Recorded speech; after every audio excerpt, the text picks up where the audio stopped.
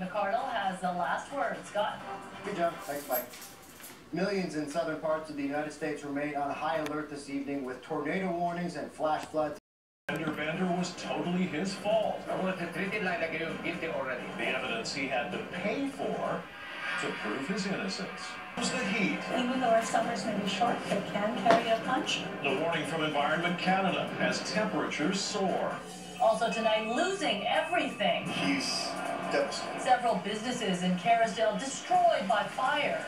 And ICBC insisted the fender bender was totally his fault. I was treated like he was guilty already. The evidence he had to pay for to prove his innocence. This is CTV News with Mike Kalim and Mi Jung Lee. Good evening. We start off with breaking news. A barge fire in a busy Victoria waterway. Sinjin Alexander is following this in our breaking news center. Sinjin? Yeah, it's been a fight on land and water. Let's go to the scene right now. Flames and a whole lot of smoke. From the moment it started, those flames could be seen shooting from the barge. It sparked around 2. Concerns me. If the smoke comes this way, I'm out of here. We were just stopping off at the Glow to sit on the patio, and now we're not going to do that because there's too much smoke in the air.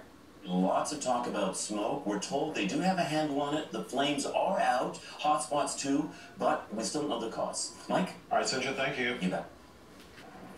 More Mainlander rising quickly with Environment Canada issuing what it calls a special weather statement, a warning that hot, dry weather is going to stick around for a while. The heat wave is moving onto the south coast with several days of sustained high temperatures expected.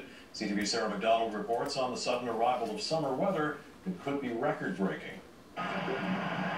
It eluded us for most of spring, but with summer now officially here, so is the sun. Bring it on. Bring it on. It's been a long time coming. Vancouver definitely needed it. It's been a while. And all that heat is packing a punch right across the lower mainland. From Metro Vancouver to the Fraser Valley to the southern interior. Environment Canada forecasting record-breaking temperatures this weekend. It's always good to be prepared for hot temperatures.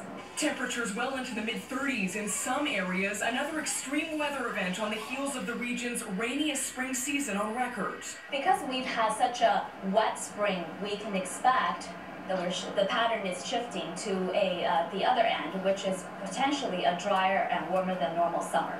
Even though our summers may be short, they can carry a punch. Which is why health officials are warning Metro Vancouverites to be prepared for the first heat wave of the year. We've had fairly cool weather for the first half of this year, so people are just not ready for the heat or not acclimatized. So it's important for people to know that we're at risk of heat-related illness. Children and seniors are the most vulnerable in extreme heat, and so are animals. The SPCA reminding pet owners these temperatures can kill. It can be on the mild end extremely stressful for an animal to be left in a hot car, and on the extreme end, deadly. Hydration is key for everyone. This weekend, local restaurants already seeing a seasonal boost in business. It's been, what, 2 days straight now with honestly not a single cloud in the sky? It's like unbelievable. During a hot streak, so many are hoping will stick.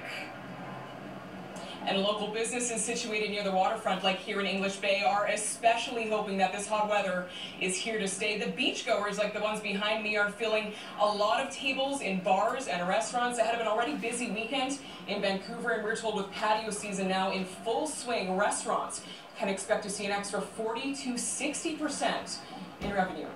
Mike. I'll be happy to see that. Thanks, Sarah. And Ann Lou joins us now in the Weather Center. And just how hot will it get? Well, it will get extremely hot, especially for the southern interior. Across the lower mainland, Chilliwack will see a high of 34. Sunday will be the hottest day, 33 expected for Abbotsford at the airport, between 25 and 29 degrees, 32 in Maple Ridge. And we could see records fall on Sunday. This is what we're watching for Abbotsford. 32 degrees was set on Sunday in 2006 at the airport, 28 degrees. And in Kamloops and Kelowna, if they break a record on Sunday, they will smash the records set back in 1912. Mija? All right, we'll watch for those records to be broken then. Thank you, Ann. And the heat is already drying out the grass in some places, providing fuel for small fires. This one breaking out this afternoon at a park in Burkeville near the Vancouver International Airport. Residents jumping into action, helping put out the flames along with paramedics who are nearby. It's believed it was started by a discarded cigarette. No more bridge tolls and a lot more transit. Some big changes for Metro Vancouver residents appear to be locked in tonight. That's because yesterday's flip-flop throne speech from Christy Clark's Liberals means all the parties suddenly agree on a host of issues. Vinder Sachin with that story.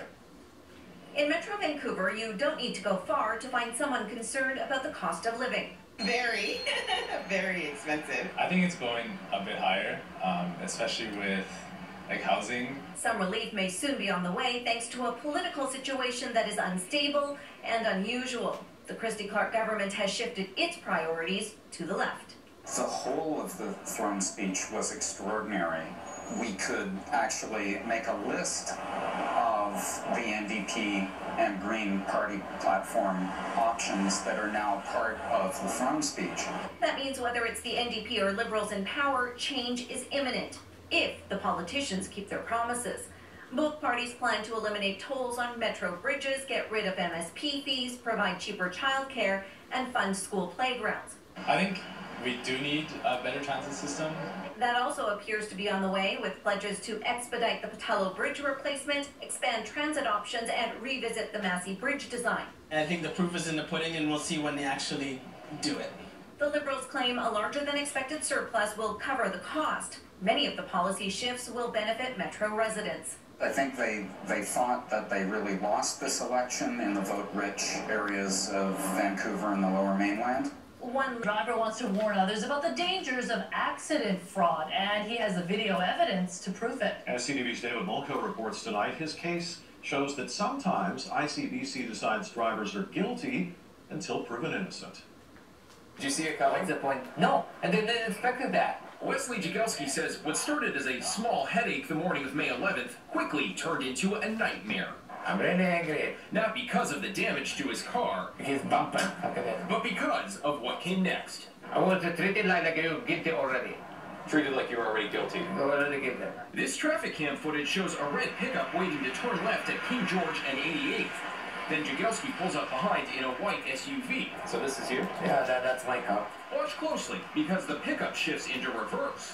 And seconds later, Surprise. Surprise. but the bigger surprise, Jagelski says, when the pickup driver filed a claim against him. I said, whoa.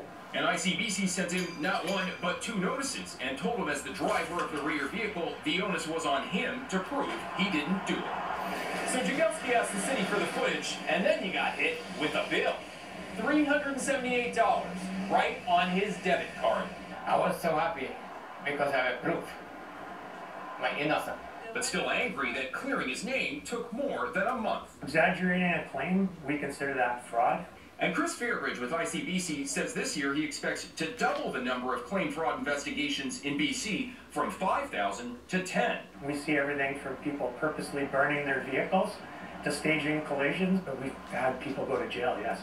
ICBC wouldn't comment about this case, citing privacy, but Jagelski says while he waits for them to pay him back as promised, he's getting a dash cam. I don't think it's personal. Like, there's too many people that are not telling the truth.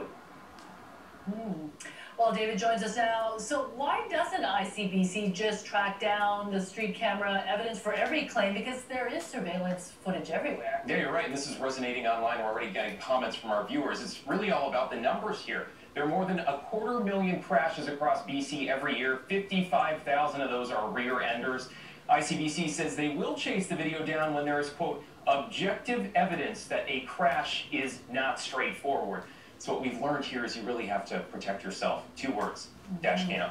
Yeah, and more people are getting them. A lot less than $378 now. Absolutely. All right. Thank you, David. You bet.